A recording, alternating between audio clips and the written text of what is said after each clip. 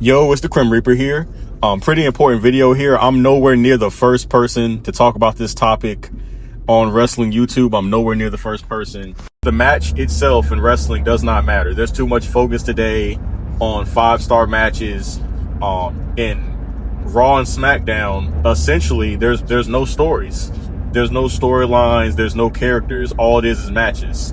Like, oh, we're going to have Sheamus and Rusev. We're going to have Penta versus Dom. There's no story to it. There's no rhyme or reason to it. It's just matches. The match itself in wrestling does not matter. There's too much focus today on 5-star matches. In Raw and SmackDown, essentially, there's no stories. There's no storylines. There's no characters. All it is matches. Like, oh, we're going to have Sheamus and Rusev. We're going to have Penta versus Dom. There's no story to it. There's no rhyme or reason to it. It's just matches. And it's hilarious because Triple H was like, well, I book for the best story. I don't book for banger matches. But that's the exact opposite of what he does. And the fans are to blame for this partly. Like, when you go on social media, Twitter, even YouTube, the fans are always going like, oh man, I can't wait for Nathan Frazier and Ilya Dragunov. They put on a banger 5-star match. And that's why the show drew under 1 million, because nobody cares about 5-star matches. It's a fake fight.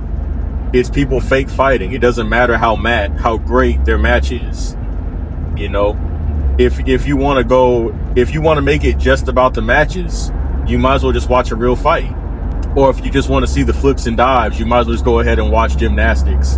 And I think AEW even has a bigger problem with this. I give them credit because I do think AEW puts more passion into their product than WWE does, and they have a bit more fun.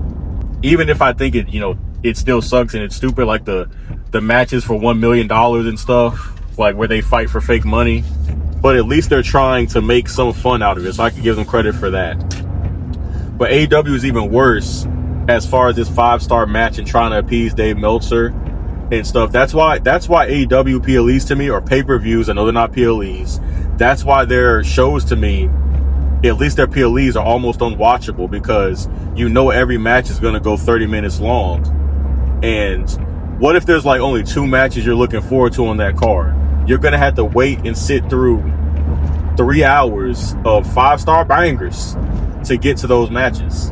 You know, it just becomes overbearing, and it doesn't even feel exciting anymore. You know, a 30-minute match, a 30-minute banger match with kickouts, a big brawl, a big fight, that can be entertaining if you don't expect every match to be that way. If every match is like that, it just becomes a drag. If I know every single match, there's going to be 10 false finishes, people kicking out of pile drivers, and the match is going to last forever, it's just going to drag to me, because I can't care for every match equally.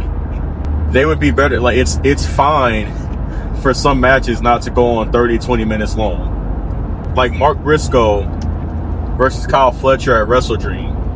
That match could have been only 10 minutes long. It was a good match otherwise, but it just went too long. It didn't need to be that long. And the same thing happens with Raw and SmackDown. You know, you'll have, again, Nathan Frazier versus Ilya Dragunov versus Sami Zayn. No story to it, and it's just going on 20 minutes. And we wonder why nobody wants to watch this. People don't take wrestling seriously as it is. It's seen as a joke by everybody. You know, it's already seen as a joke by the typical person. Like, it's fake, they're wearing tights, you know, they're fake punching. And, like, so to take yourself too seriously with all these long and boring matches, like, nobody's going to care to sit through that. Because people already don't take wrestling seriously as it is. So you might as well lean into more of what makes it great, the storyline aspect, the characters, the promos, and what happens in between the matches. You know, Damian Priest and Aleister Black. So I'm not saying they necessarily put on, you know, spot fest, you know, 5-star matches for Meltzer, but why are they fighting? There's no story there. They just have matches every week. Their story, think about how stupid this is, and hey, Nate Know-It-All brung this up. Think about how stupid this is.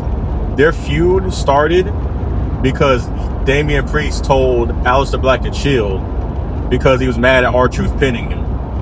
He was mad about R-Truth rolling him up, And Damian Priest was like, oh man, just chill, like it's not that serious. And that's the origin of this whole feud. That's why Aleister Black is lighting Damian Priest with matches. Zelina Vega comes out of nowhere. That's the origin of this whole feud. There's no story to it. Rusev and Sheamus, all they did was have banger matches. Zero reason for it to happen. The feud started because Sheamus saved Tozawa from Rusev. That's the origin of this whole feud, because Sheamus saved Tozawa one time, and now they're still fighting for months. Like what sense? They're not fighting now, but you get my point. They fought for a long time. How was a casual supposed to get interested in this? They're always talking about trying to make new fans, become super big, be mainstream, but they're doing the exact opposite of that. You're not going to become mainstream by having 30-minute matches of Nathan Frazier and Ilya Dragunov. It's just not going to work. And then even with these main events too, the main events nowadays are some of the worst main events I've seen in WWE history. It'll be like Bayley and Lyra versus Charlotte and Alexa Bliss. Now I like Alexa Bliss, but that in a main event, I don't mind Charlotte that much, but that in a main event is ludicrous. That in a women's tag match main eventing, that is just ludicrous. That would never happen even like 5 years ago. How would you expect people to care about that? And at least if the match had some story to it, again, another match that had zero story. It's just that Lyra and Bayley, for some reason, they got shots for the tag titles. That's all it was. They didn't interact with this team. They had no interactions with this team. A month prior, a week prior, there's been no promos, nothing, and we're expected to care about this match. Why? The only semblance of story, I guess, is Bayley being bipolar and Lyra not knowing if she can trust her. That's the only semblance of story with this match. And that's all Charlotte and Alexa's reign has been, really. They don't have feuds with anybody. They just have matches. And that's the overall downfall of the Triple H era. All he cares about is matches. But that does not sell. It doesn't sell at all. And then to the men's tag team division this year. How many times this year did we see the Street Profits and DIY, or DIY and Pretty Deadly, or DIY and Motor City Machine Bones? How many times did they fight over absolutely nothing? And then you had random tag team matches, main eventing SmackDown, or tag team title matches. In what world is that a main event? Seriously. What is Triple H on? In what world is jobber tag teams fighting for meaningless tag titles? And I think in some cases nothing at all. In what world is that a main event? What world? What is he on? What is Road Dogg? What is he thinking too? Why would I look forward to that? Why would I just want to watch jobber tag teams fight for nothing with no story? And even things that could have a story, like the Wyatt Six, there's nothing to it. They just come out in masks and attack people and come out in the dark. They don't cut promos. You don't know their motivations. Nothing happens. I see people too online. They'll be like, I'll ask not that I asked this personally, but it's kind of a popular thought. Why is Ilya Dragunov on the main roster before Trick Williams? And that's a good question. Why in the world is he on the main roster before Trick Williams? Trick Williams is 20 times more charismatic, has a better look, and he's a solid wrestler. But you'll see people on Twitter, Ilya's better because he puts on bangers. Like, who cares? He can fake fight better. He can fake fight better. Who cares? He does fake fights better. But the actual draw, who could be a draw and is charismatic, Trick Williams, there's no reason why he's still in NXT. Why are him and Obafemi still stuck in NXT? They're NXT super seniors at this point. Explain that to me. Why?